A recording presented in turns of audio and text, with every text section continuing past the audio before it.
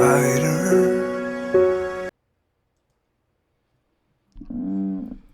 Happy Wednesday, Patriots. Welcome to another episode of the America First Patriot Hour. PLP, how are we doing tonight on this lovely Wednesday? I am wonderful. I'm waiting desperately for fall and cooler weather, but until then, we're stuck here in summer in Pittsburgh, and I will deal with it. You know, this must be the last little impact of summer, I hope. I hope. I need blankets. I need snuggling. I mean, I will be snuggling with nobody because even Todd's gone, but I will snuggle with my own pillows. I need something besides being hot at night. Well, I sleep year round with a fan, so, sometimes you just kind of have to have that white noise. Ever since the military, I never could sleep without noise. So I slept with a fan for until about 6 months ago for my entire life. And do we have time for a real funny story? Yeah, hit me. I don't know how funny. I thought it was funny. When I went to the FBI Academy, I was like, okay, I'm going to have a roommate. And what if she doesn't want to sleep with a fan? It was freaking me out. And I kid you not, the first day at the academy, I met my roommate and she goes, I have to ask you something. I hope this isn't a problem, but I sleep with a fan every night. And I was like, oh my God. That's like the most coincidental thing ever. Needless to say, we got along very well. Excellent. I am glad to hear that. So, my friends, tonight is a very special show. All our shows are special, though. We put a lot of effort, a lot of hard work into getting great America First Patriots. And we want to get these guests in front of you. And remember, little housekeeping note, tomorrow we have Nathan Hansen running for District 10 judge, seat 3. So, Minnesota. So please make sure tomorrow at 8 p.m., special time, special day, PLP. But these last 41 days, guess what? All the politicians, Trump, everybody, you know what? It's balls to the wall. It's time to get after it. And I'm going to make a pledge that as many people who wants to be on our show that we believe meets the America First criteria, we are going to have on. And I want to give them a platform and I want to give them an opportunity, and I know so does POP. So it's all about closing. It's all about winning. And tonight you guys are in for a treat. So tonight we have Mandy Gunasekara. She was Trump's 45 EPA Chief of Staff. You saw her last week on the Hill just absolutely eviscerate Jamie Raskin. She is one extremely smart young lady. And she's got a new book out called Y'all Fired, A Southern Belle's Guide to Restoring Federalism and Draining the Swamp. Now, I remembered that by just off my head, POP. That's pretty good, don't you think? That is pretty good. I did not think you had that much mind power. Yeah, that's something. So, Mandy, as you can see here, she will be on. The book comes out October 1st. It'll hit hardback. We'll hit Amazon. And you guys are in for a treat. So, it's going to be a great interview, a great time here on the America First Patriot Hour. So, again, all our friends out there, if you are on X or you are on Rumble, come on in, get in the chat. Let's enjoy an evening of somebody who knows the inside and outs. She knows what it's like to be in a cabinet and an administration. She knows what the workings and the happenings of D.C. are like. She's going to give you a glimpse under the covers. She's going to let you see and hear a little bit about what happened and why things are off the rails right now, and what we have to do as a country to get them back. Pretty excited, POP. Yeah, it's very cool. I spent 11 years in a low level of the federal government and came away knowing how dysfunctional it was. And that was 20 years ago. And the deep state has gotten deeper. The tentacles have gotten more entwined. The evil is more ingrained. And it'll be interesting to see, especially the EPA. I mean, that is like liberal central. I cannot imagine much every employee at the EPA winces and grimaces whenever a Republican administration comes in, as they think, how are we going to thwart absolutely everything they want to do, despite the fact that we're unelected and should be answerable to this administration because they were elected by the American people. Well, we're going to break some news tonight when Mandy comes on, and we're going to talk a little bit about some of the things that's happening to her. Hint, think of Steve Bannon and Peter Navarro. Mm-hmm. And maybe, just maybe, that will bring you guys into tune with some of the things that's happening to Mandy and all the players, some of the people who are staunch America First patriots, and they are people who want to make a difference. And the Biden administration and their DOJ and their illegal lawfare and the things that they do, you're going to get to hear some stuff tonight it won't surprise you, because you know what, we've lived through it for 4 years, and it's unfortunate that that's the case. It's unfortunate that we have a Republican Party who's nowhere to be seen. It's unfortunate they're going to pass the CR. Bigly today. I mean, they're good at caving bigly. They did that again today. Yeah, they go cave bigly or go home. Yeah, they've perfected the whole caving thing. They really, really are good at that. So it's an interesting thing. So what's going to happen, my friends, at 8:10 is I am going to put this up on the screen. POP will talk to you a little bit about POP type things, which, my God, who knows where that could go. And then I am going to make sure that Mandy is all situated and everything is good to go. And we will then invite her in, and we will start what I think is going to be a very extensive interview. And so if you guys are on X or Rumble, please share. Please get this out to other people. We work hard to get these level of guests. Listen, this is about as high level as you can get. And yes, I've already hit her up on trying to get President Trump. So we are going to continue to focus on the things that we need to focus on. And we're going to try to get people on board. So, all right, I'm going to go ahead and, POP, I'm going to send this over to you. I'm going to just keep this screen up, so go ahead and talk, POP, and I'm going to make sure Mandy is all set up.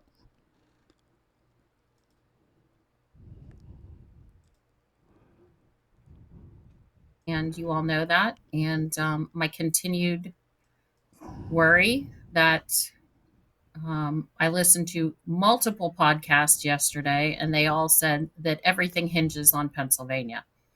And having watched Pennsylvania be stolen in 2020, that is a frightening thought, because the man who helped steal the election in 2020 is now my governor. So that's a very unsettling thought. Hopefully Scott Pressler, Turning Point, people that I know knocking on doors, everything will be quite a difference. But it's looking like the election may come down to what was once my beloved home state and is now still has stolen an election. You feel like you're behind enemy territory. So, as always, POP, you do a great job of segueing us over. Mandy, can you hear us? I can. Outstanding. So it's my honor to welcome in to the Patriot Jungle and the America First Patriot Hour, Mandy Gunasekara. Mandy, it's good to have you aboard. Yeah, it's great to be with y'all. Thank you for having me on tonight. So I've watched so much Mandy stuff over the last week. I've almost, I would say Mandy overload, but it is not, because the way you eviscerated Raskin on the Hill and some of the things that you do is just textbook, and it was so wonderful to watch. So Mandy, if you could just to kind of frame up things, give us a little bit of background on your extensive political background. That would help. Yeah, certainly. So I grew up at a young age a military brat. So really had an eye towards figuring out how I could fulfill my father's vision of public service. And I ultimately landed on going to Capitol Hill. I did an internship after my freshman year in college. This was in 2004. And I actually fell in love with the energy and the excitement of Capitol Hill. And all I really did that summer was give tours to constituents from Mississippi, but it was so fun to learn the history of the Capitol building and then apply what I learned in textbooks in real life and how legislative activity actually works. So, fast forward, after undergrad, I went to law school, did internships through DC, in DC, all throughout.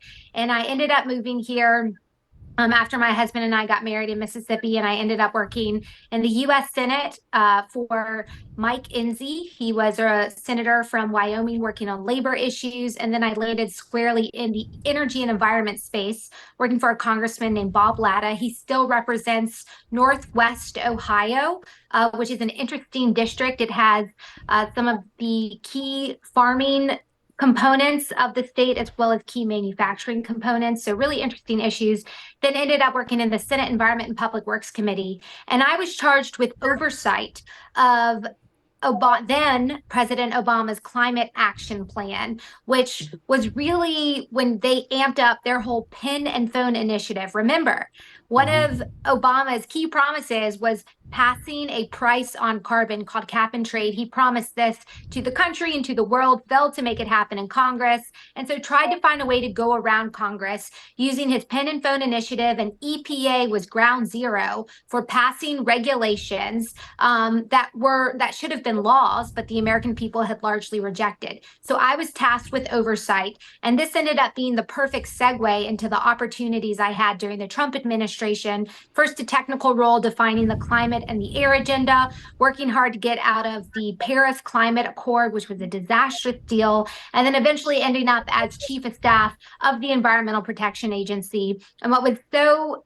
different in my experience was that I started in that role on March 16th, 2020, which was the day the federal government shut down because of COVID-19. So it was a really complex year that then bled into the election and then ultimately was labeled toxic and kicked out of Washington, D.C. come January 2021. And I moved back home to Oxford, Mississippi, which is where I currently am.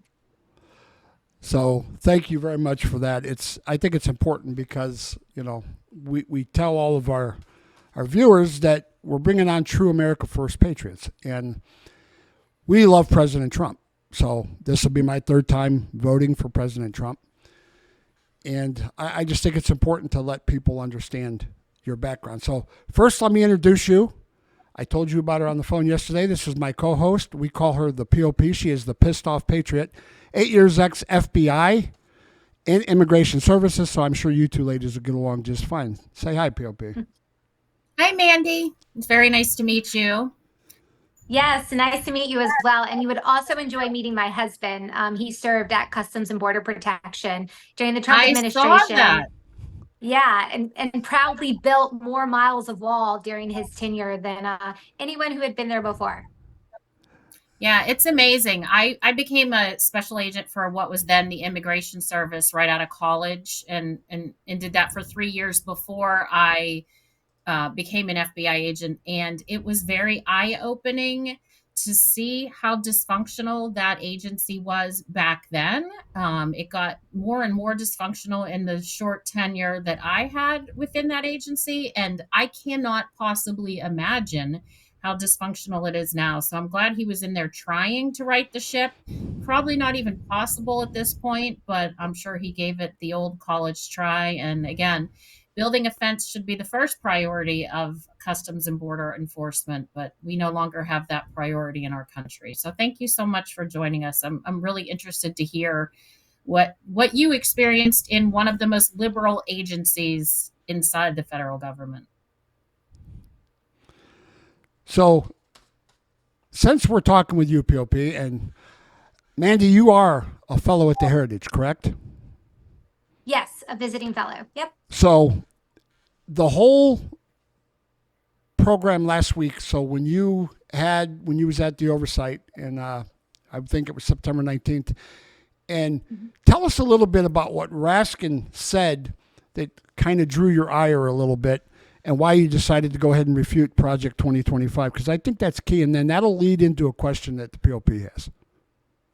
Yeah, certainly. Well, I was testifying before the U.S. House Oversight and Government Accountability Committee, chaired by Jamie Comer, and Jamie Raskin is the ranking member. And he just repeated the lie. And he went on saying that Project 2025 was something that defined President Trump's campaign and what President Trump was going to do. And he mischaracterized a lot of the work. He mischaracterized the relationship and what it was actually about. And this was after Kamala Harris herself had misrepresented the affiliation of President Trump to Project 2025. The DNC, it was reiterated multiple times. Left-wing media reiterates this lie. And there's an old saying, we say it in the South, I'm sure it's outside of just the Deep South, but a lie will go around the world before the truth has an opportunity to put its pants on. And as he was saying this, I kept thinking of that quote. And I was like, it's time to totally clarify that President Trump had nothing to do with Project 2025. And I felt very compelled to say this because I wrote the EPA chapter, now with the help of a lot of really great professionals. Some of them served in the Trump administration, some of them served in the Bush administration, and some have been in this realm of conservative nonprofits, really leading the charge on various policy debates. So it really is a conglomeration of where the conservative movement is. But President Trump, his team, and his campaign had nothing to do with it. And I felt that it was very important for at least me to say unequivocally that I had no interactions with them while I was writing this chapter, and I really didn't appreciate them continuing to tell the public this absolute lie. So, POP, go ahead and let that segue over into your question, because I think it's a great question.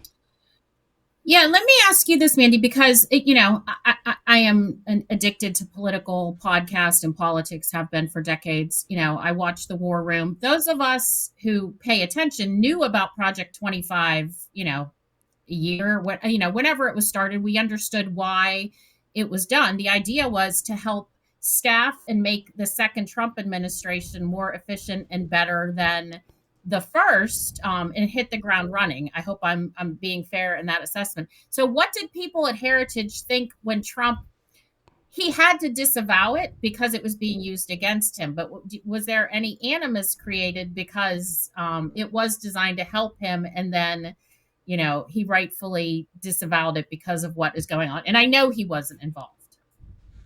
Yeah, well, this is the result of the media trying to turn Project 2025, which is formally known as the Mandate for Leadership, into something that it's not.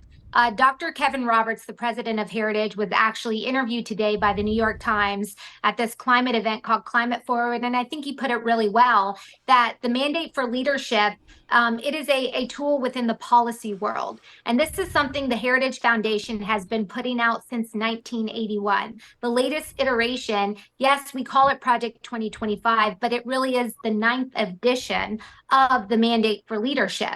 And so what the media did is they tried to take this policy handbook that has a lot of ideas that are available for a future conservative president, Mind you, this was drafted before we knew who exactly the nominee was going to be for the Republican ticket.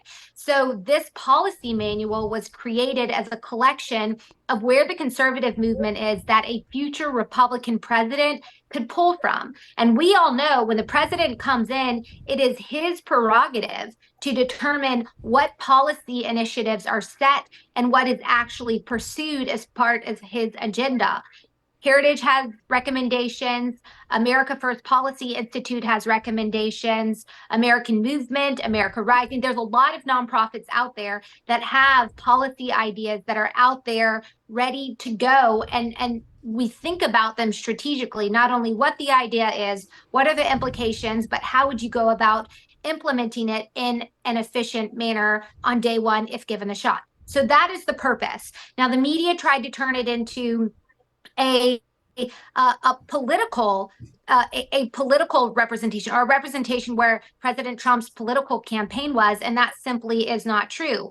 And they tried to tie him and his campaign to a 900-page manual that he has said himself he has not read and should not be held accountable for the variety of ideas. And y'all pay attention to these sorts of things. You understand there's a spectrum to the conservative movement. There's a spectrum on any policy issue, whether you're talking about healthcare, immigration, environmental protection, or energy development. You're going to have a spectrum of conservative ideas. And so the media really, and then the Harris-Biden campaign tried to use Project 2025 as some sort of promise of what President Trump would do in the future. And that is simply not true. As I said in my testimony, I've reiterated many times, they're trying to create a boogeyman out of this that really isn't there. And they're doing it solely for political reasons. And so, of course, in the political realm, President Trump, he's going to separate himself from a policy manual he had no hand in authoring or developing, and he hasn't even read. So that is a key distinguishing element between what Project 2025 represents, what it was created for, and how the left-wing media has tried to turn it into something that it really is not. And President Trump's appropriate and honest response. Thank you. That clarified the whole episode a lot. I didn't realize it was the 9th iteration of something that had existed all along. So thank you for that. See, that's why this show is so great, because we bring on people like Mandy who can give us kind of a deep dive and a behind the scenes view. And you know, DC, and we'll talk about this because we're going to talk about your book, and we're going to go extensively into that. And but the liberals in D.C. are so good at lying, Mandy. I mean, this is what they do best, right? It's 99.9% of the time they lie. And I would lie too, I guess. Well, I wouldn't because I was raised better. But Kamala has to lie because what does she have? I mean, there's no policy. There's just trying to create the boogeyman, like you said, and I thought that was a great word. But they're always trying to create these demons or these things that exist, which really don't. So understanding all that and understanding, which I think, and I've said now for 2 months, now you can tell me if I'm off base or not, Mandy. Mm-hmm. I think Trump's going to exceed 300 in the Electoral College. I think he's going to win the popular vote. I think it's moving at that pace. I have for 2 months now. And it's just because I don't think they can cheat like they did in 2020. I think they'll try. So looking into your crystal ball, and with all your knowledge and with your contacts and your relationships, what do you see? What do you see playing out?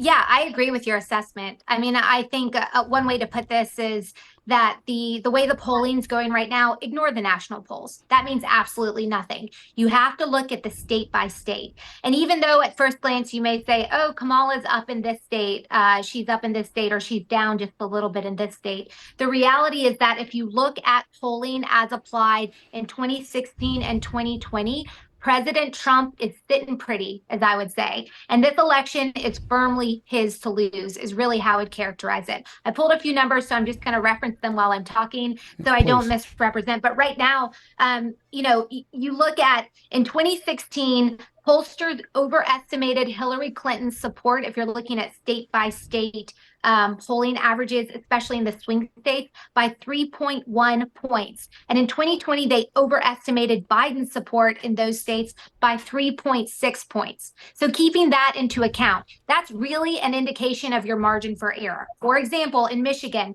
Biden polled as leading Trump by 7.9 points in 2020. He actually won it by 2.8. You think of that swing. Now let's fast forward to today. In Arizona, you've got Trump up 1.6. Considering the swing in the polls in 2016 and 2020, let's go ahead and add 2 or 3 points to that differential. In Georgia, Trump is up 2 points.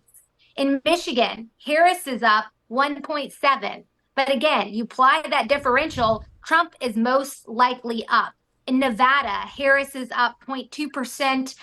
Pennsylvania, she's up 1 point, and Wisconsin, she's up 1.2. Again, you don't like to hear these sorts of things, but if you account for how the polls have been totally off, and they always heavily favor Democrats, Trump is if not in a dead heat, exceeding Harris in these key swing states that we know the presidency is going to come down to.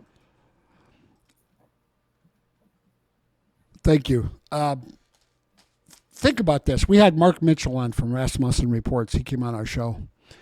And the difference between a great pollster who doesn't set on data and doesn't only reach out to like 70% Democrat is eye-opening because of how they can manipulate the numbers. And you see a lot of that. So when I throw out some of these numbers, Trump is winning the Hispanics right now 52 to 45.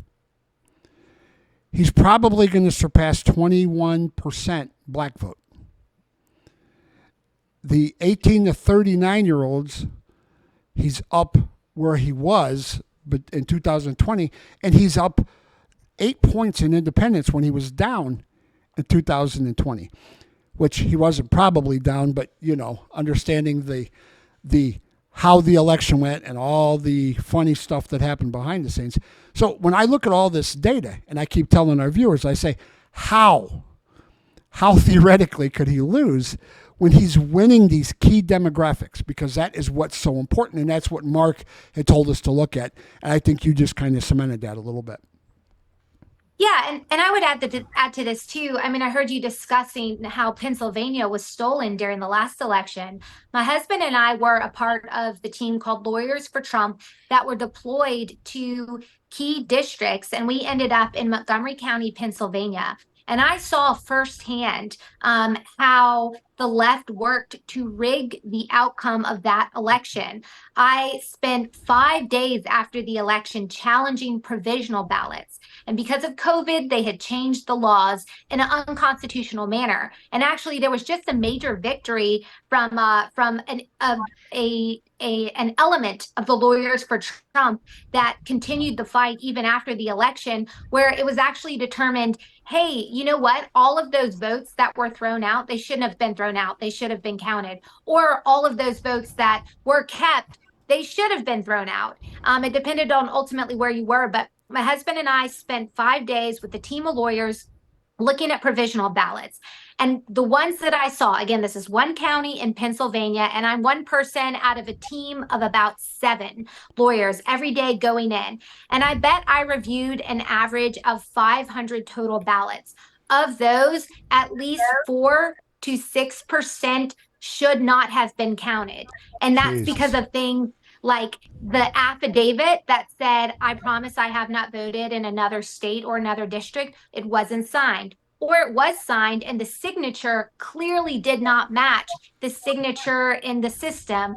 Or the address of the person was somebody who very clearly didn't even live in the state, much less the voting district. And so we challenged all those. We spent a long time, many tedious hours. And at the end of it, the local judicial affiliate, the election judge who was in charge of determining whether or not our challenges were valid or not, he threw all of those out. And he made this comment about how out-of-town lawyers trying to come into Pennsylvania to tell us how to count our ballots wasn't something they appreciated.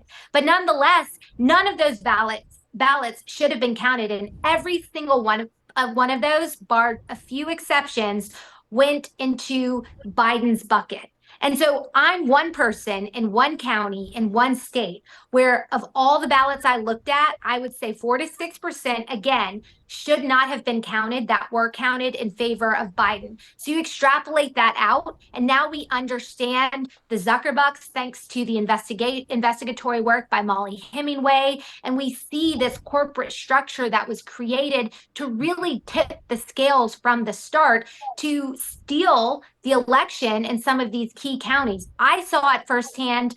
I know many of my friends, some of my friends were in Michigan, and they were locked out. They were on the receiving end. Remember when they put up, they covered all the windows and they wouldn't let the election folks actually come in? I mean, they will try something like that. I think they're going to have to try and be sneakier about it, because the thing is, we have learned our lesson, and you have really great people, organizations, nonprofits, and folks like the Persistence, who are out there in Pennsylvania trying to make sure that we do not lose sight of paying attention to what's going on at the county level, because that is what's key. And, that's, I love when we have these shows. And when we started this show 7 months ago, it was all from an ex-veteran whose son's in the military now. I love our country, and I've served it, and I'd fight for it, and I'd do anything for it. And part of doing this show was to try to bring awareness, because a lot of our viewers think about it. What do the Democrats do real well? They use fear porn. They try to scare you into oblivion. They try to illegally use lawfare, which we're going to talk about. But they do a lot of things to try to circumvent or to offset strong America First patriots.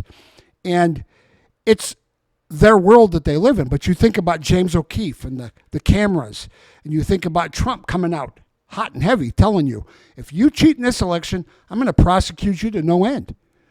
So all the stuff that you just mentioned, Mandy, is so important, and it's so reassuring to me, because I've been out here a little bit on an island saying, man, he's going to win. And they're like, no, 2020. And I'm like, this isn't 2020, guys. It's not the same again. We actually have a functioning RNC. We're going to have, 100,000 attorneys. We're going to have people watching. We're going to be in poll centers. Now, that's a great question, Mandy. How in our right mind did it take till 2021 for us to be a lot of Republicans into polling centers? Can you answer that one for me? I can't, because it's inexcusable. It's like Republicans sometimes we're our own worst enemy. Are we correct? We pass CRs, we fund the government, we don't pass the SAVE Act, we do things. And that's why people love Trump. And now you know Trump better than anybody, probably. You've had meetings with him, you've sat down with them. People don't understand how much this man cares, how much he loves this country. And I think they're starting to understand it now after 2 assassination attempts and all the prosecutions and the illegal lawfare, which is going to lead me into this question. So we want to talk about your book, and I think this is going to be the segue into it. So May of, is it 2024? I think your husband was visited by 2 FBI agents and the EPA Office of Inspector General. Can you go into detail, tell us what happened, and give us whatever details you can, because we know what the Democrats do. Lawfare is at the top of their agenda. Yeah, so I think it's just to back up a little bit. Right before this visit was paid, my name had been circulated as potentially being considered for the next administrator of the Environmental Protection Agency if President Trump should win. Now, let me make clear, I don't want that job. And I made that clear as I was testifying before Capitol Hill a couple weeks ago, because the Democrats tried to pretend that anyone who was affiliated with Project 2025 was just doing so because we were vying for some position in the next administration. That wasn't the case for anyone I was on the panel with. Everyone made that clear, and that certainly is not the case for me. But nonetheless, the media will write what the media will write. And so my name had been percolating out there in the Politico bubbles. And a few weeks later, I wasn't in town. I happened to be out of town, but my husband was at our office. Two FBI agents and a representative from the EPA Office of the Inspector General showed up to serve a subpoena. And again, I don't want to get too much into the specifics. Sure. I do have attorneys representing me in this, and I don't want to undermine the good work that they've ultimately done. But what is very clear is that one, I'm not the only former Trump official that has received something like this. Obviously, you hear about all of the legal problems President Trump has been facing, and some of the folks who were in the Oval Office with him at the very end, people like Jeff Clark, what they are having to deal with. And it really is the weaponization and the politicization of the FBI and the DOJ. But step it down. Let me just put this in perspective. Yes, I was chief of staff of the EPA, but the EPA, in terms of ranking for agencies, were the 13th in the line of agencies in terms of priority. And I was a senior staffer, not a Senate confirmed appointee. And so I'm receiving this from the existing FBI and EPA IG, and it really is a message twofold to try to stop me from openly criticizing this administration, and then two, preventing me from ever wanting to go back in. Specifically, if I was nominated for some future position, the left, you better believe, would immediately say, well, we could never support her because she's under investigation. They just want to not only undermine the policy goals of the conservative movement, but for the people who are willing to try and implement those policy goals, they want to undermine your reputation, try to ruin your credibility, and really degrade you in the process. So when they showed up at my office, that's really the message that they were delivering. And what's interesting too is where I live, there's FBI agents that live here in Oxford, Mississippi. They could have sent via certified mail the subpoena and let the folks who actually reside here serve it. Instead, they flew 3 people on the taxpayer dime, had them stay the night in Oxford, rent cars, all those sorts of things. I mean, I bet they're $5,000, which is a drop in the bucket for the federal government, but that's a significant amount of resources when they literally could have just sent an email. But they wanted to come here in person and deliver that message saying, you need to be quiet.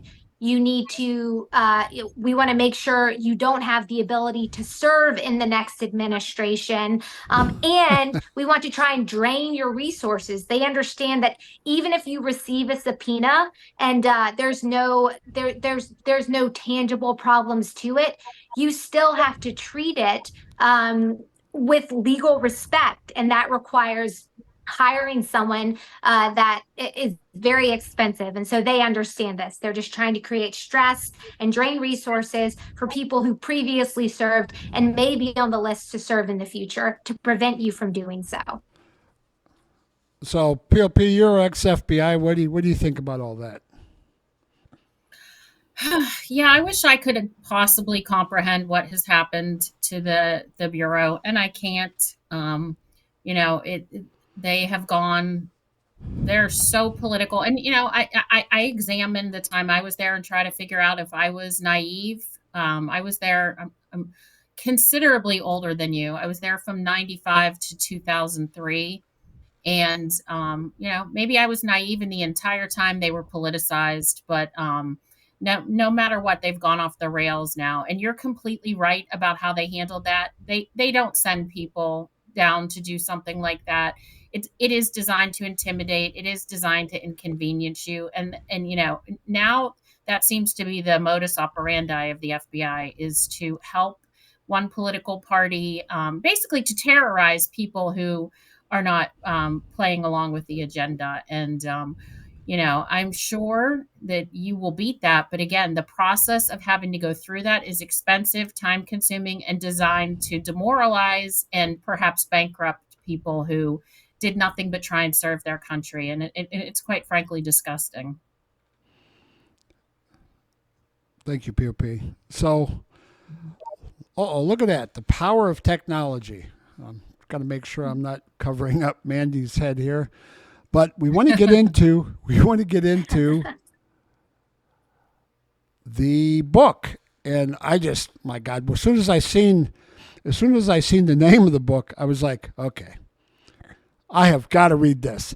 Y'all Fired: A Southern Belle's Guide to Restoring Federalism and Draining the Swamp. And part of the questions that we asked right here, and then the setup question on what Mandy's having to go through. And granted, she's going through it because she loves her country. So do you understand? The Democrats will go after people, just like they went to Mar-a-Lago and what they did to Trump. They will do whatever they can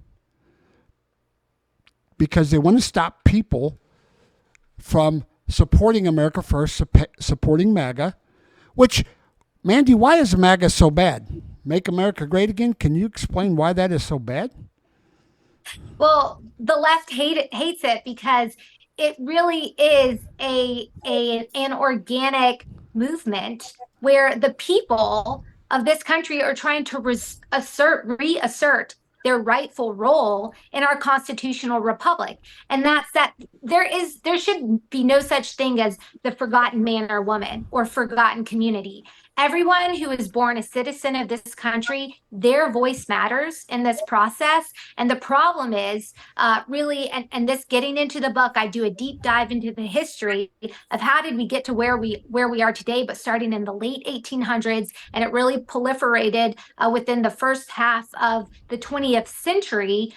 This country lost sight of the constitutional republic and replaced the role of the American voter with this unaccountable bureaucrat. And their relevance and their ability to interfere with everyday life has only grown and grown and grown. And what the MAGA movement is, Make America Great Again, it means let's get back to this constitutional republic. Let's end this world that we live in right now, where an unelected bureaucrat gets to determine what businesses succeed or fail, what people get to have access to a bank account or not, who is on the receiving end of the investigatory responsibilities of the federal government or not. This is totally wrong. And it's really because the administrative state is a tool of progressivism. And so it's always going to cater to the will and the needs and the desires of the left. So the MAGA movement really is conservative Americans that want to assert their independence, protect their liberties, and restore a constitutional republic. And the left and the tools of the left, like the administrative state or the deep state, they're scared by that. They're scared by the power, the number of people who are really a part of this movement. And they're really scared by the leader of this movement, President Trump, who is willing to call it like it is and has courage and backbone, which are things that we haven't seen in our leaders for quite some time. So that collectively is why the left and the deep state it does not like the MAGA movement and all the people and our leaders that are a part of it. Well, I have news for him. They better get used to it because we certainly aren't going back to the liberal progressive left, and we certainly aren't going back to this version of the Republican Party. My God. I'm a Reagan Republican, and until Trump, those are the two presidents. And I served under Reagan and Trump. Those are the only two guys I know. It's kind of interesting that they're really both not politicians. Maybe that's a clue. But they're strong men. And our Republican Party is, I call them the compromised crew. They're all compromised. On my website, you look at their stock trading, you look at their money, you look at the things that they have going for them. Once the deep state, and this is going to be a great segue because what I want to do, Mandy, is your book is incredible. I can't wait to read it.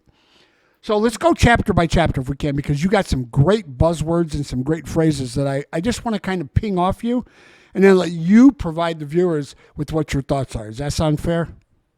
Yeah, that sounds great. All right, awesome. So chapter 1. So the Paris Accords, tell me how that impacted Mandy, because you said it had a deep impact on you. Tell me a little bit about what that did to you and how it changed your views. Well, it really pulled the wool off my eyes in terms of what I was walking into. Like I said, I had been in a position doing oversight in the Senate of EPA. Outside looking in is very different than inside looking out. And I'll tell you the most surprising thing of the Paris Climate Accord debates that occurred was the fact that there were so many people that were hired to be a part of the Trump administration that wanted us to stay in, despite the fact that the president had promised the American voters he would get out of the Paris Climate Accords as early as he possibly could. So it's this realization that I wasn't just walking into the deep state and fighting this progressive tool of the left. I was also going to have to fight with people who had been hired within the Trump administration that weren't committed to the conservative cause or fulfilling the vision that President Trump himself had promised to the American people. And that was really eye-opening. It was also eye-opening because I got to see firsthand, it was my first time going in and seeing President Trump in action. And I'll tell you, of all the conversations and all the back and forth and the policy debates and the numbers being thrown around about why we should get out or why we should stay in the Paris Climate Accord, he always came back to the same question. And it was, how is this going to impact the American worker? And it made it very clear to me and the people in the room that President Trump was different. He wasn't the same old milquetoast Republican that was going to come in and try to find excuses as to why he couldn't actually do the things he had promised the American people because they were hard. He was actually going to find a way to follow through. And that decision really defined his approach to the rest of the administration. He wasn't going to kowtow or be convinced by the quote unquote experts that reside at the various agencies and would walk in and try and tell him why he couldn't achieve the thing that he promised the American people he would do. And they then sent him to the White House to fulfill. He put those people in their place and he found a way to make it happen. And it's because he stayed focused on why he was there, which was to make America better for all Americans, and the people who sent him there, which were the people who felt like they were outsiders in this constitutional republic where they should be in the spotlight. And that whole experience, it was an emotional ride. It was many months. Sometimes we felt like we had the upper hand. There were many times when we went to meetings, and I say I was with the first Administrator Scott Pruitt. He was a big part of helping the president decide to get out an announcement he made in the Rose Garden later that summer during his very first term. But I also experienced how when people within the Trump White House disagreed with you, they would leak information to the media, and you had to deal with this backstabbing from all sides. So that really was eye-opening and surprising. But when we got through it, it created it created a realistic approach to what we were dealing with. And also you get to that point where you just don't care. I didn't care who was upset with me within the administration. I didn't care who was upset with me in the media or on the left.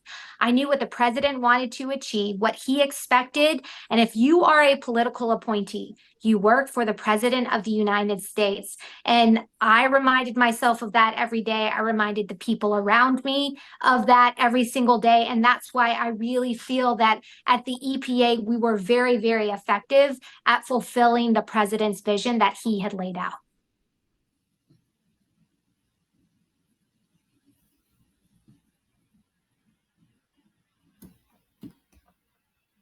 Leo? Oh, sorry, Leah, I can't hear you. Yeah, Leo, we can't hear you.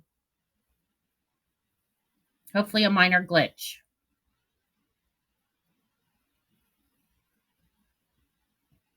It is a minor glitch. My apologies. There we guys. go. I wanted to make sure I did not interrupt Mandy. So the Paris Accord, so that had an impact. So let's take that over to chapter 2, Mandy. The swamp is real. And something that I highlighted, and we know the swamp is real. I mean, my God, this is the swampiest, most pig-infested nurturing ground for corruption you're ever going to find. So, but I highlighted this, a new constitutional order. Can you talk a little bit about that? Because I know that's going to feed right into Yeah, chapter 3.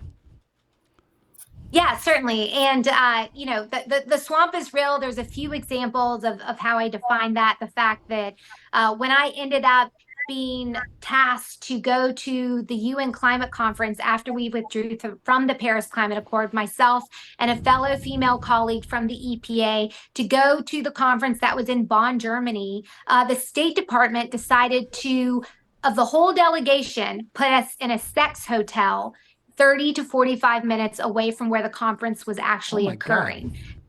So it shows you the depths that the deep state will go to harass, bully, and degrade the people that they disagree with. And that's just one example. So that's explained how we came to realize that. But then I get into the history. How did we get to this point? Our country was founded on a constitutional republic where there were careful checks and balances. And there's two things really quick. I promise I won't get too wonky. But there's two things that happened that really changed the nature of our Constitution, where it was ultimately replaced with what I reference as the usurper Constitution, really defined by FDR's New Deal. But leading up to that, you had passage of the 16th and the 17th Amendment. The 16th Amendment was the establishment of the income tax. And what that ultimately did is it shifted the power of financial resources and taxation from the states to the federal government.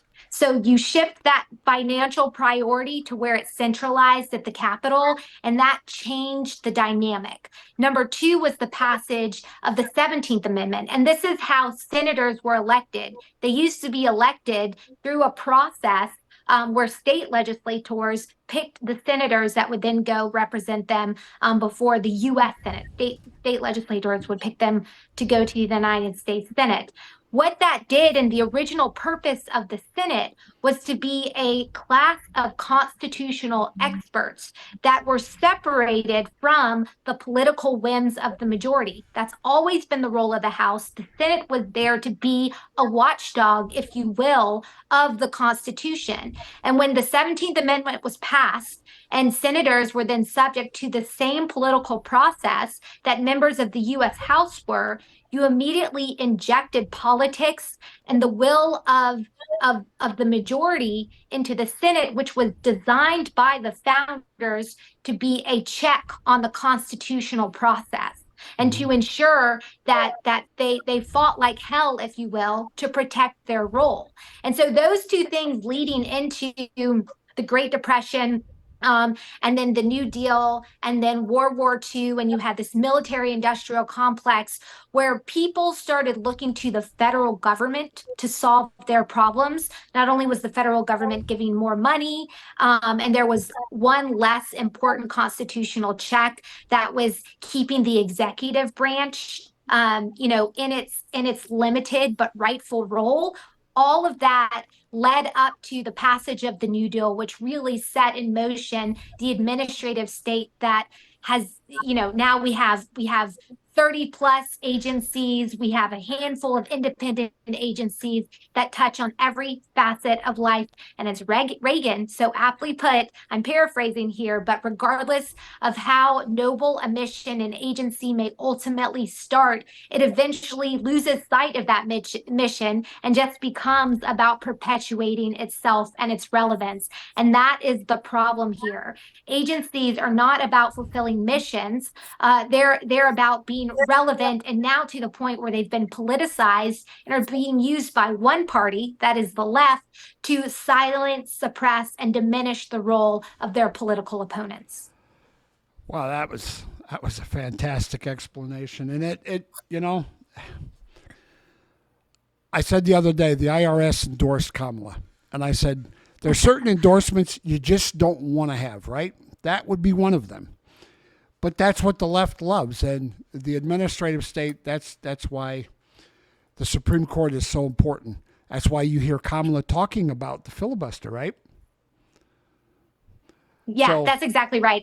And Leo, it's this point. I'm kind of jumping around and going into other chapters. We can keep going through chapter by chapter, but what's novel about Kamala Harris's endorsement of the IRS union.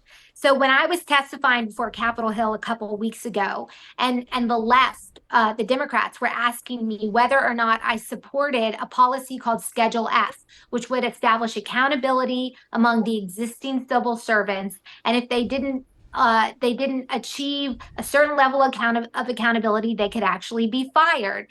And the left was so infuriated by that. And that's because they do not want civil servants to be fired, because civil servants to the left are most likely union members, government union members, and 96% of government union political activity at the state, at the federal, state, and local level goes to the Democrat Party. So when they say bureaucrat, they see Democrat donor, and that is why they get so upset and fearful at the idea that we would shrink the size and scope of the federal government, because that would then shrink the size and scope of a main funding source for their political actions. So that's chapter 4, Schedule F, and yes. We'll keep going. We'll keep going because I've read this. I can't wait to read the book. But so we have Mandy Gunasekara on with us here in the America First Patriot Hour. You are hearing in depth. You are getting a look behind the curtain. And you're hearing directly from somebody who knows what it's all about. And that is the whole purpose of what we're trying to provide. And that's why this book, Y'all Fired, I love the title, A Southern Belle's Guide to Restoring Federalism and Draining the Swamp. Now, those are two massive things that we find very important. Federalism is important. Big government is not important. Everybody should run away from that. And draining the swamp. And that's something that Trump said he would do the first term. I think it's something he will absolutely do this term, because I think he's learned quite a bit from the first time, and that politicians aren't to be trusted even on his side. Would you say that he's learned quite a bit, Mandy? Yeah, absolutely. And that's one of the other chapters, is talking about the vetting of future political appointees. And this is something that wasn't done well that first term, and we all had to learn a hard lesson. And you ended up, you can call them squishes or milquetoast Republicans, whatever you want to call them. But a lot of those folks who reside and care about the business of Washington, D.C., ended up in positions of consequence in the Trump administration. And it really undermined the effectiveness and the commitment to those true conservative goals, including reducing the size and scope of the federal government. So one of the things that I think is really important is making sure that political appointees, especially ones that are in leadership positions with significant consequences for policies that actually matter to the American people, those people are thoroughly vetted, number one. And number two, they're not going in to pad their resume. They're going in realizing that at the end of the day, they're probably going to be labeled toxic. They're probably going to lose clients. They may even be on the receiving end of a subpoena, but they're going to go in anyway because they believe in the vision that President Trump has painted, which, mind you, it's the same vision the founders of this country painted. It's a really wonderful, beautiful vision, but it's been out of balance for quite some time. They're so committed to that. They're willing to go in and to deal with the consequences of serving someone like President Trump, because they want to protect this country and the gift we've all inherited by virtue of being citizens in this great country. So that's going to take us. So she talked about, we're going to go past chapter 6, past failures, and we're going to go right into chapter 7, a new conservative program. And I highlighted what rules, processes, and problems to address. Now, myself, I've said, take away stock trading, create a rhino clause so that if they do not adhere from a heritage score standpoint, I'm a big heritage score guy.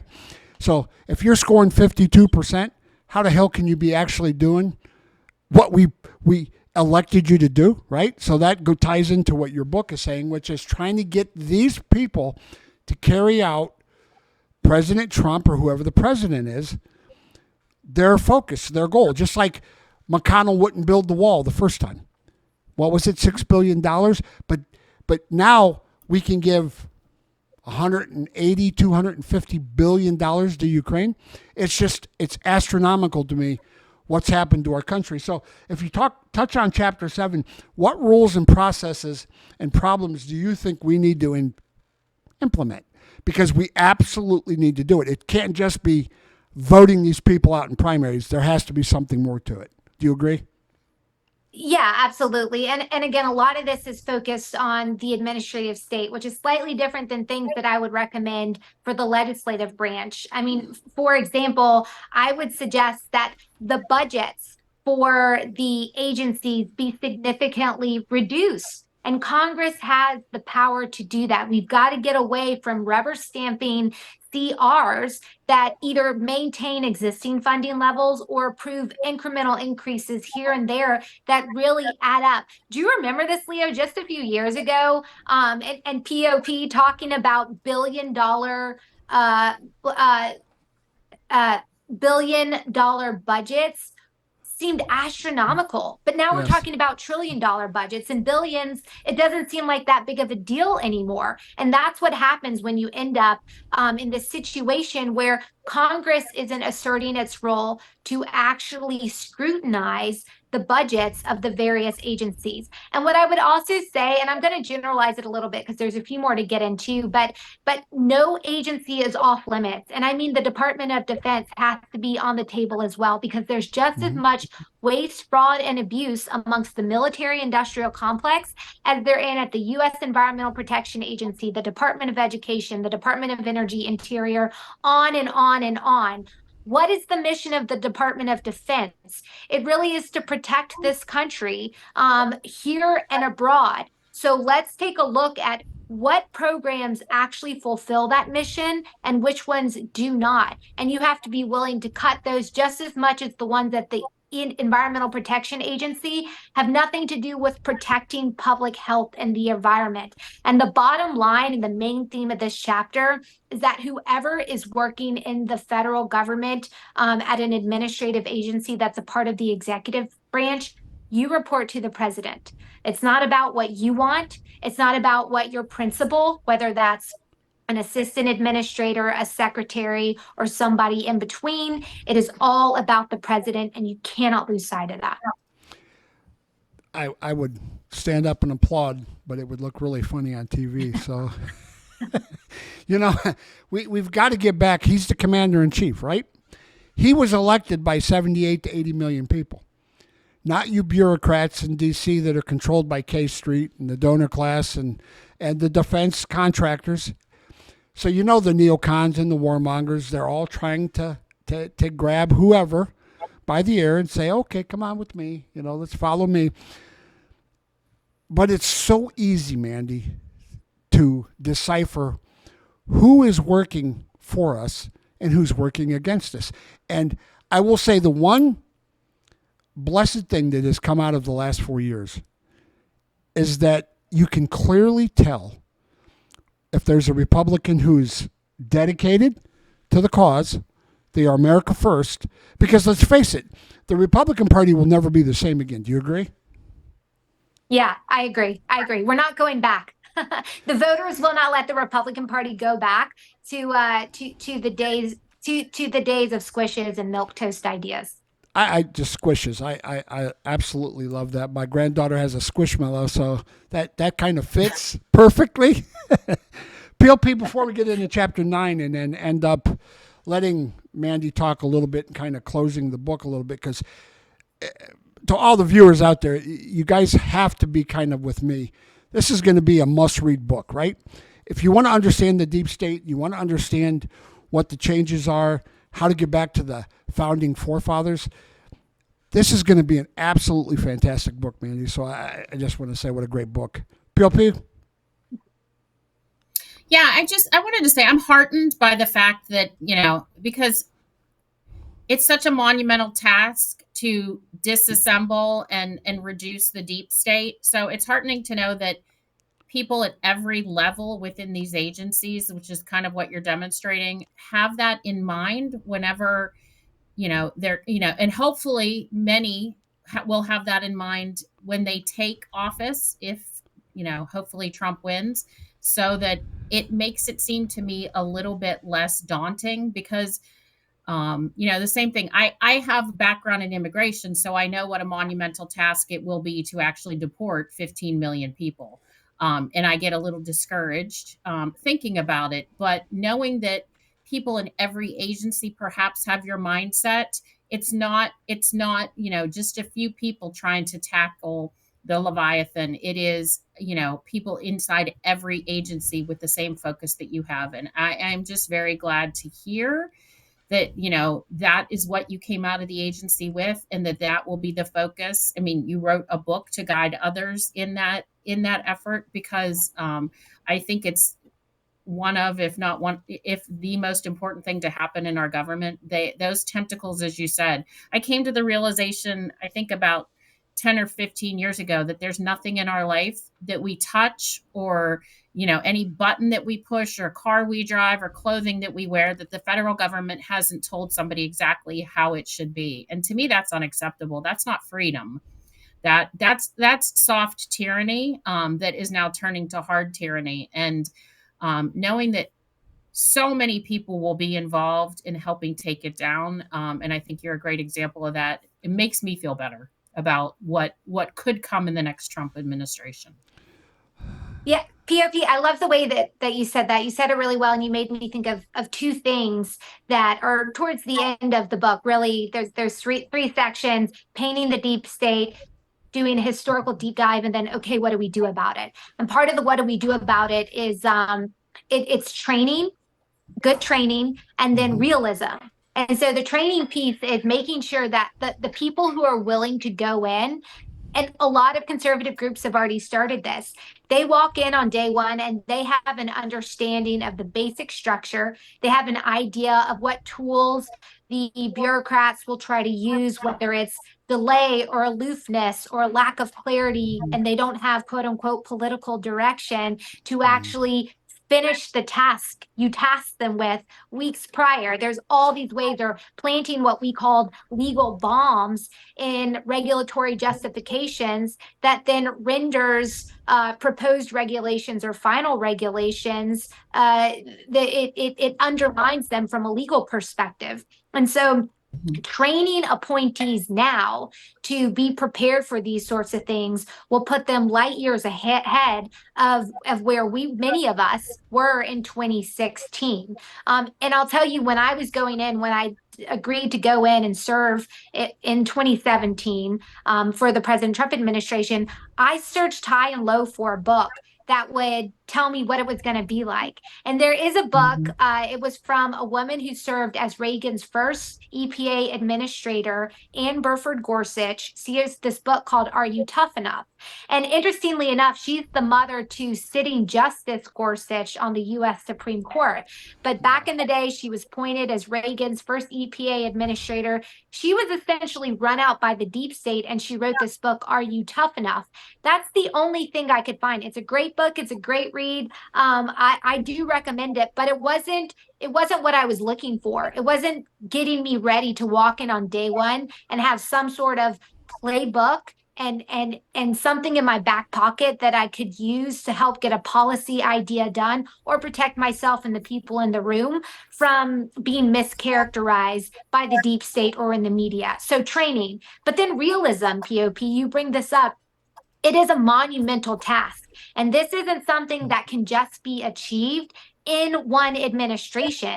It's something that the next Trump administration could really shift focus and change course and lay the foundation. But this is something that conservatives have to be committed to for quite some time. And we've done it before. We did it in the U.S. Supreme Court. The Supreme Court was the first institution that the left took hold of.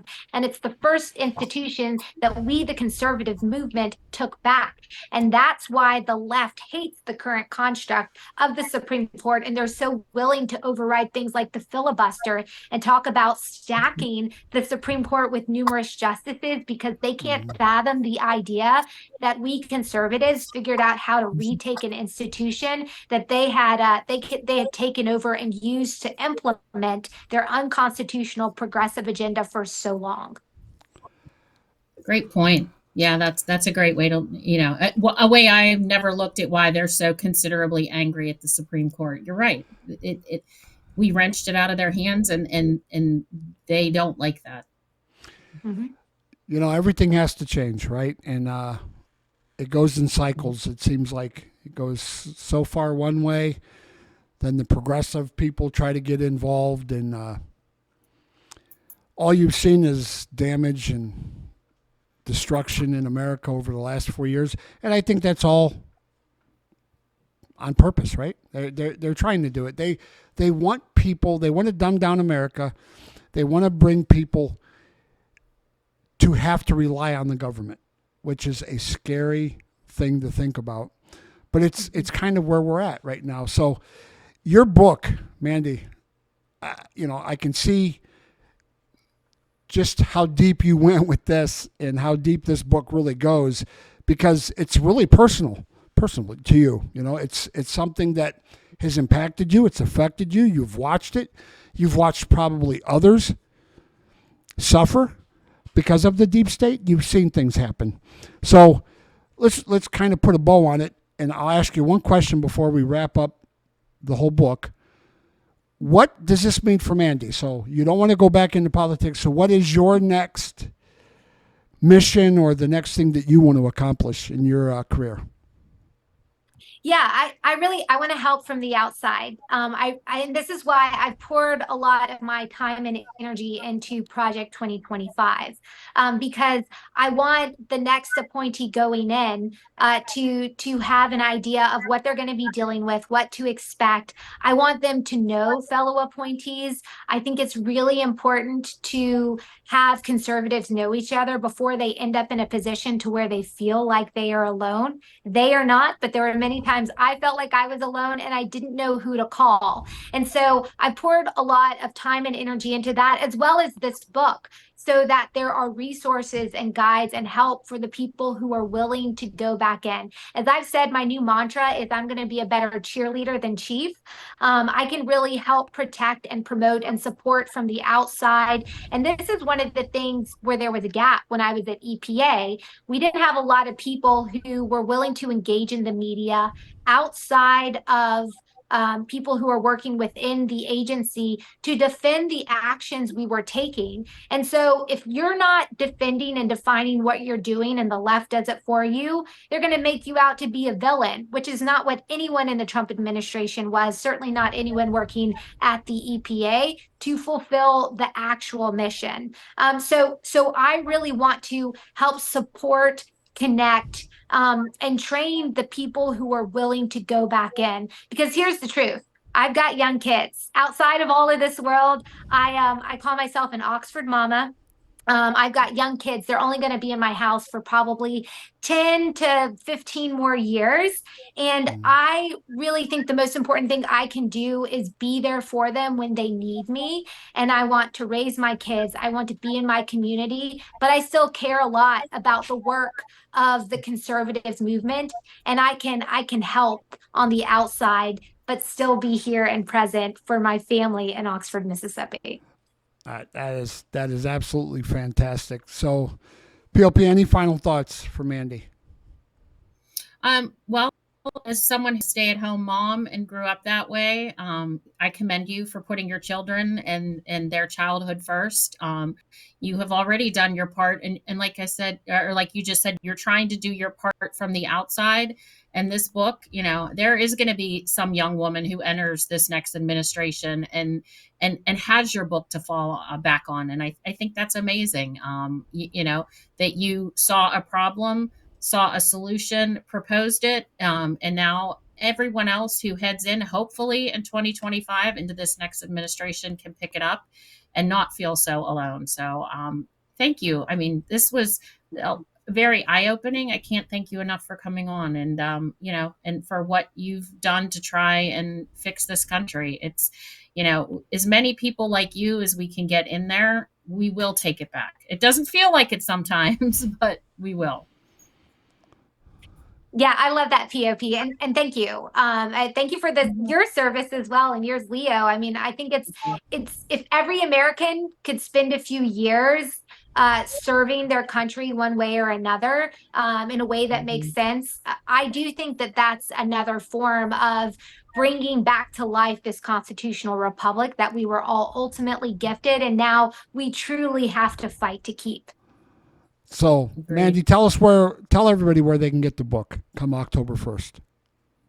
Yeah, well, it's available for pre-order now. You can either go to Amazon or to Barnes and Noble. So check it out. And then I'm going to be having some book signing events. I've got my first one set for Washington, D.C. It's going to be on October 2nd. I will be posting information on that through X.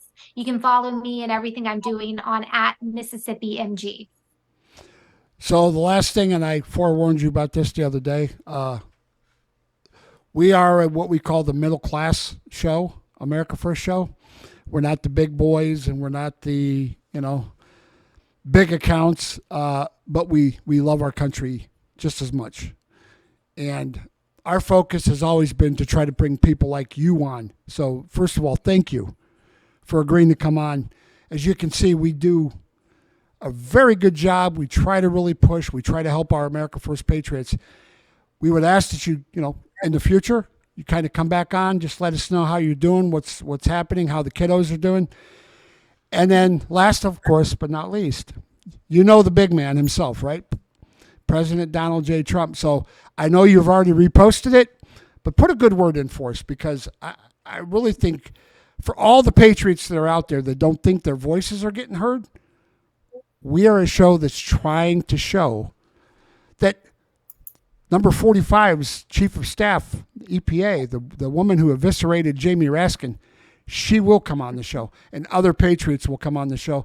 And I think that's important for America today, because it's all about the grassroots people, and those people are going to make the difference in winning this election. Would you agree? Yeah, amen and amen. And I'm happy to help and spread the word. And I love shows like yours. They are really important. And no one in this country should ever feel like their voice doesn't matter, because it not only matters, but they have the ability to act on it via a vote.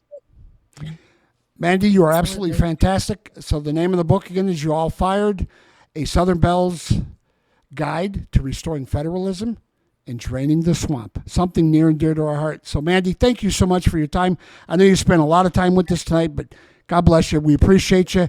Good luck to your family, and good luck on all the other stuff that the left is trying to do to you. Thank you. Thank you. It was wonderful to be with y'all. Thank you, Mandy. Take care, Mandy. Thank you. Okay, POP. Let me take a quick step back. What an absolutely fantastic lady. Yeah, she was wonderful. And again, I needed to hear that, because draining the swamp seems an insurmountable task. And if we have people like her on the inside who are thinking about that, it breaks it down into bite-sized pieces, and it makes me feel like we can take our government back. So I will be buying the book. Just, just her theory on how, the 16th and 17th Amendment, led to the growth of the deep state. I found that very interesting, and something I would not have thought about. Hopefully others here found it just as interesting as we did. So chat must have been slow tonight because everybody was more worried about listening to the interview. But, doing this show is an absolute blessing. And I think we're getting pretty good at these interviews, POP. What do you think? Oh, absolutely. Yeah. And the thing is, these people are just kind and they love the country just like we do. So once you bring them on, even if it is someone that, is very impressive and perhaps intimidating at first, it just feels like you're talking with someone, a fellow patriot who loves the country and wants the same things that we do. And I like that we bring that onto the show. So, mission accomplished, great success. Mandy Gunasekara, y'all fired. A Southern Bell's Guide to Restoring Federalism and Draining the Swamp. I absolutely going to get that book. I don't even read books, so I'm going to tell you right now, I'm going to get that book. PLP, tomorrow, we have another great patriot, Nathan Hansen. He's running for district judge, District 10, Seat 3, from Minnesota. And, onward we march. We continue to try to bring America First Patriots. Tonight, I want to tell all our viewers, we received our first Leo the Lion Show at gmail.com request to be on a show. So a lady that I will be looking into has asked if she could come on to the show. And that is progress, my friends. That means we are starting. Cool. We are starting to get out there. The visual looks great. Everything that we're doing, we care, and we have mad technology powers. So I just have to say, who would have thought I would be such a technology geek, POP? Better you than me, because I can't do any of it. Well, any final thoughts? Great show. Tomorrow we'll be back on at 8 p.m. Yeah, I'm just ready for, tomorrow, a little insight into the chaos that is Minnesota. Kind of putting all the pieces together of the damage done over the last 4 years and how we claw it back. A lot of damage, a lot of chaos, but I've wrote down so many notes from what Mandy has written, and the lawfare that the left, aren't they not the most worthless pieces of shit you've ever seen in your entire life? They are full-on demonic, undaunted evil, and they must be destroyed. And the Republicans are so weak. Feckless cowards. And I think cowards.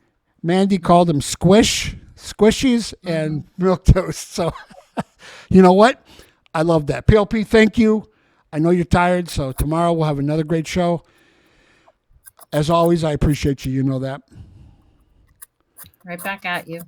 My friends, be accountable. Stand strong. I keep telling you we're winning, but you guys don't listen to me. Why? Even Mandy's telling you we're going to win. So come on. Come on board the train. Come on board the Leo the train. Get on the wagon. Because we're going to win. They suck. Their focus is going to be how can they dismantle Trump's presidency. Watch. You will start to see stuff come out about that. So stand tall, be accountable. Thank you, Mandy Gunasekara. What a brilliant young lady. And I wish you all the best. And thank you for serving President Trump. And thank you for serving real American people. My friends, until we talk tomorrow, make sure you roar loud enough. They can hear you. See you guys tomorrow.